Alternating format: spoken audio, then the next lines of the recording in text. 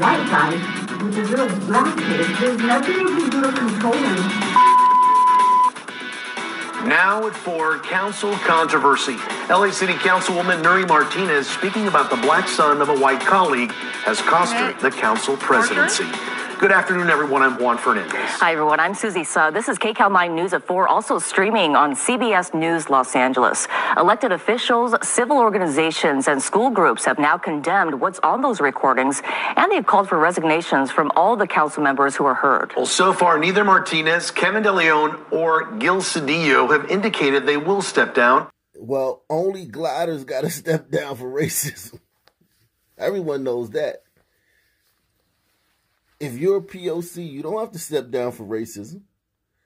The only people who have to step down for racism are glacier gliders. No one else has to.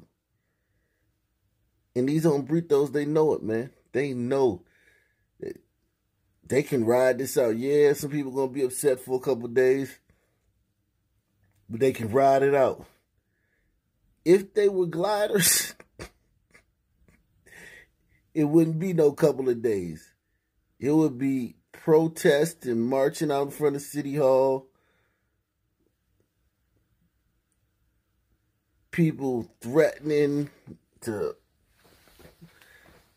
pull resources and all types of stuff. Round-the-clock coverage on all the mainstream media platforms.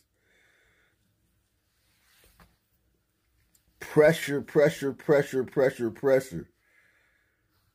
Some people in the streets constantly protesting. These hombritos know. They POCs, man. They don't have to resign for stuff like this. Well, so far, neither Martinez, Kevin De Leon, or Gil Cedillo have indicated they will step down. Our live team coverage begins with KCAL 9 political reporter Tom Waite, live in the Fairfax district with more on the explosive tapes and the backlash. Tom? Good afternoon to you, Juan and Susie. Well, if Nury Martinez thought resigning the presidency but keeping her seat would calm things down, she was wrong. People are wanting her to give up her seat entirely. Just ride it out, Miss Ombrita, man. Miss Martinez, man, just ride it out, man. Ride it out. Hold on tight like you riding a bull. Eventually that bull will stop bucking because you're not a glacier glider. But if you were a glacier glider, then you'd be in trouble right now. So you'll start seeing them line up. That's the voice of now former council president Nury Martinez, reportedly having a conversation from a year ago with council members Kevin De Leon and Gil Cedillo, along with LA Labor Federation president Ron Herrera. Knock LA posted the audio. It's unknown who recorded the conversation filled with crude and racist language that we had to bleep. This white guy with his little black kid. Councilwoman Nury Martinez can be heard making racist insults against Councilman Mike Bonin's 2-year-old son. You see this all the time. Salute to all the gliders, man, for adopting little son kids, man. Because you know them hombritos don't. You never at Trader Joe's or Whole Foods or at the park and see an hombrito with a little son kid, man. Adopted son. They don't do that, man. Only the gliders do that, man. Only the gliders do it, man. The gliders adopt more son kids from the puppy pound than son people do, man. I'm not even joking, man. I see it all the time, man. I see it all the time. When I'm in D.C., when I'm in Harlem, I see it all the time, man. I want to see the numbers, man. I really do want to see the raw numbers. I bet it's closer than you think. I bet it's within 10% that gliders adopt kids, little son kids, to son people adopting little son kids. I bet it's pretty close. Salute to this man for giving that little son kid a home that no son people wanted to give him, and that the son people who birthed him couldn't give him. This white guy with this little black kid. Councilwoman Nury Martinez can be heard making racist insults against Councilman Mike Bonin's 2-year-old son. Martinez suggests the child was acting inappropriately during the Kingdom Day parade back in 2017 and then calls him a little monkey in Spanish. I was like, this kid needs a beat down. Like, let me take him around the corner and then I'll bring him back. There's nothing you can do to control him. And listen, man, let me explain that. And don't get in your feelings. I'm not condoning what she said. A lot of these pasty liberal in these inner cities, man, that adopt these gentrifiers, that adopt these little son kids from the puppy pound. Sometimes they adopt them from the motherland. But these are people that are starved for kids. They want to have a family. They may be fruity. They may be, have issues with their reproduction system or something like that. They can't, everything's not firing on all cylinders. Or maybe, the spouse's eggs won't hatch. But whatever it is, man, these people want kids. And the adoption process in the United States is very long and arduous and tedious. Interviews, coming back and forth, all types of paperwork, wait and list and da-da-da-da. But if you want a little dark skin son kid, man, they'll give you one tomorrow, man. You ain't got to sign your name, just write your initials on the paper. Because those are the kids they have the hardest times getting rid of. There's a backlog of those kids. Nobody wants those kids. So these gliders that want these families, what they do is they take the little son kids because they just want a kid. They don't care what the kid look like, whatever. And they want to start their family. So they get this kid, and you can pick this. They're like, man, what's the weight on a glider kid? It's gonna be about 3 years. What's the weight on an Hombrido kid? Talking about maybe a year and a half. What's the weight on a mulatto kid? About 2.5 years. What's the weight on a dark skinned son kid? What you doing tomorrow? That's kind of how it works. And then when they get these kids, they don't want to discipline these kids. These people do not want to discipline these kids. They won't even comb these kids' hair. I promise you. They won't even comb these kids' hair because that hurts. Running the comb through some nappy hair hurts. So they don't even comb their kids' hair. Tell me I'm lying.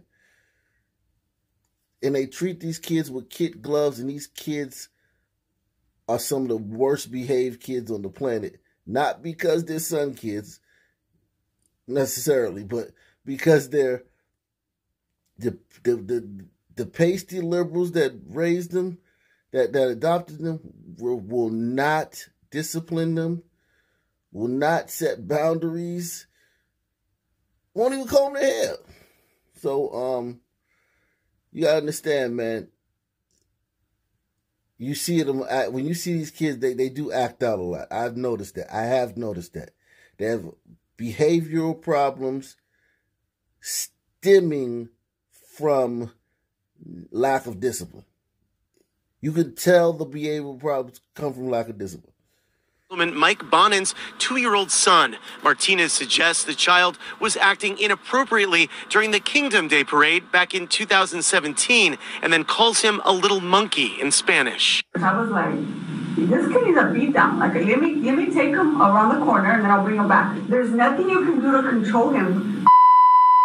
Martinez on Monday morning resigned as council president, but not her council seat, releasing a statement that reads in part, "I ask for forgiveness from my colleagues and from the residents of the city that I love so much. In the end, it is not my apologies that matter most. It will be the actions I take from this day forward. I hope that you will give me the opportunity to make amends." Councilman Mike Bonin called out Martinez for using horrific racist slurs, saying the comments were vile and abhorrent. The LA Times also reports De Leon referred to Bonin as a fourth black member of the city council. And De Leon, who is also now facing calls for his resignation, released a statement apologizing. Councilmember Gil Cedillo, also recorded making inappropriate comments, has apologized as well.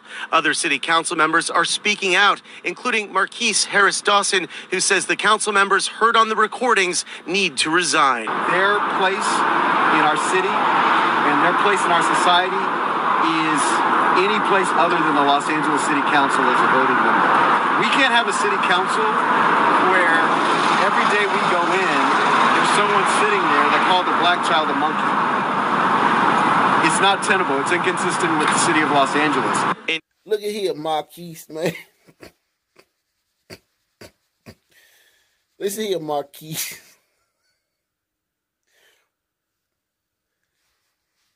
Listen here, Marquise. That's easy for you to say. Because you part of that protected group, man. You get to say anything. There's only one group you can't say nothing about. If you stay away from saying something about that one specific group, man, you get to say, you can talk about anybody.